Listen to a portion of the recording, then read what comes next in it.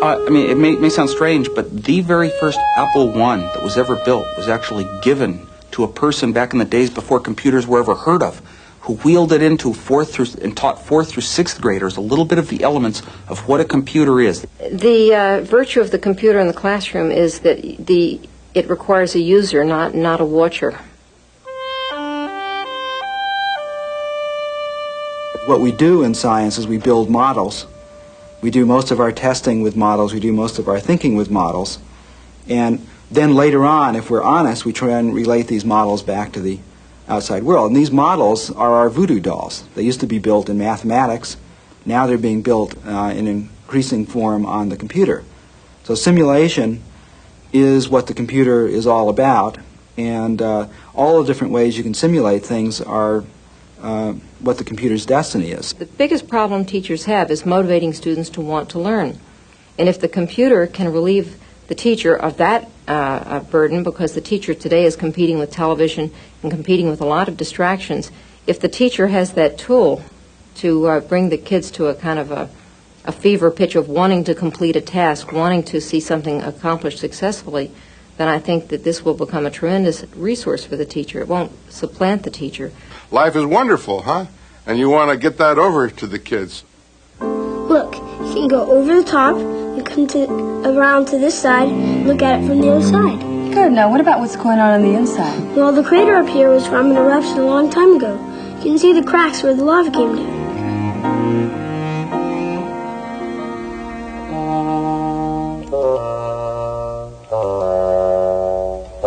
Here's the top of the volcano.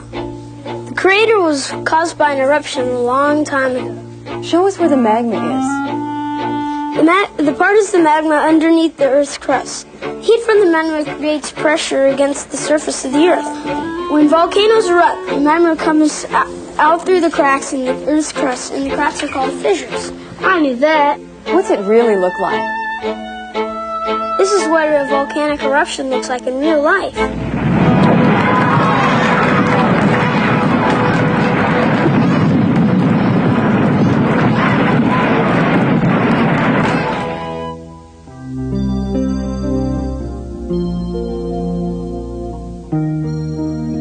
Being able to speak and get natural responses, the metaphor of kind of a human personality in the computer, certainly I think that's one of the big directions that computers will go.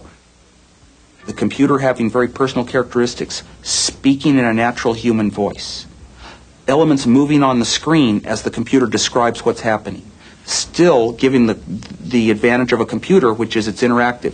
The student can back up, ask a question about something, collaborate with a friend, and it doesn't run by continuously like television does. I'm not sure to what extent computers are being used now for adult literacy, but I feel persuaded that it's a much more effective tool than the school situation for most adults, because the computer's not threatening. An adult, if you have a good program, an adult can sit down with the computer and make mistakes and not be reprimanded and not feel humiliated. Even though the teachers may not want to humiliate the student, a lot of times someone who's 30 or 40 years old is so ashamed of not being able to read that the interaction with other people may be quite intimidating, whereas the computer is not.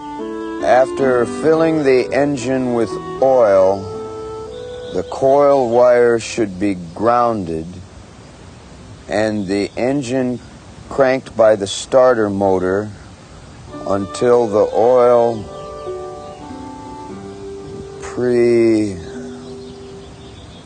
what's this word? Pressure. Oh, pressure. Until the oil pressure gauge reads 10 pounds. Would you like to go on to lesson 6? No, I want to read this.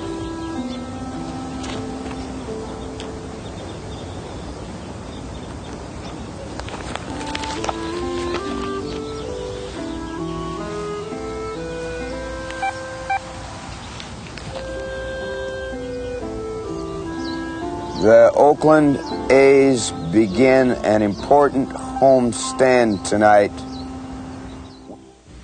Well, of course, I would expect it to be able to accept speech. Keyboarding is a truly primitive way of getting information into the machine. So to begin with, I would want it to do that. Almost as important to me, and I think vitally important to the world, is I want it to do automatic translation. Even if that translation is not 100% perfect, there's no such thing. I want to be able to read books in Swedish and Japanese and Hungarian and Arabic and Hebrew and Greek and Chinese, and I can't. Well, I think the supercomputers of today will be the desktop computers of tomorrow. And there are two kinds of things that you can do with more computing power. You can do more of what you want to do now faster, and you can occasionally do some things that you would be unthinkable to do now. This is some pretty convincing stuff. I'll need all the ammo I can get for my meeting with Professor Thorndike and his committee of invertebrates. Look, see how the engine creates a lot of turbulence, especially at high speeds? So? Well, this causes a lot of noise and also creates a certain amount of drag. Much like? Thorndike. The oscillation starts inside the nozzle and the turbulence really increases outside. You tried flaring the exhaust nozzle? Sure, I've tested a lot of possible angles. I noticed that the oscillation is a lot lower when you have something like this, about 14 degrees. We should test this. Can you talk to Gavin about a prototype of the nozzle? Sure. And can you add these changes to the specs? Sure. Can you meet with Thorndike? Get out. The implication of this much computing power at a very affordable cost is partly one of those because of the fact it's so radically different than anything we could have ever expected, where the very hugest supercomputers of my lifetime, early in my lifetime, are now equaled by inexpensive personal computers that you can buy everywhere and everyone can own.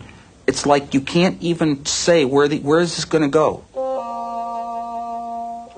So the ideas about hypermedia and what their possibilities can be have been around for a long time. And they have always been to be able to cut your own trails through information of your own, other people's information, weave in your stuff with other people. The trails now constitute a new kind of a book. Select the nozzle. Modify. Let's see noise test 3 again. Okay, change the nozzle dimensions to the ones in noise test 3. Great. Let's see performance requirements. Regulations. Noise. Link the noise regulations to the nozzle dimensions. Nozzle dimensions.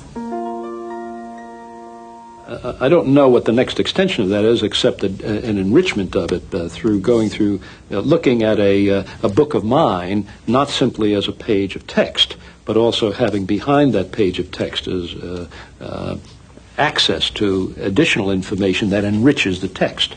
Supplement it with documents, original source material, writings of the period, and begin to get what every historian would love to achieve, which is a real sense of the time. So if we had a machine that we could play games with and take each subject to its farthest point, you could say to the machine, how come I love dinosaurs so much? Show me all the covers of the science fiction magazines my father and my grandfather grew up with that caused us to become scientists or technologists, to fall in love with the future, the things that make us want to live forever. That sort of machine, I think, would be absolutely incredible for a child to play with. We're all doing the same thing, same work, but we're doing it in different ways. And saying, my God, isn't this exciting? What we have here to prove that mankind has moved from here to here and can move even further to here.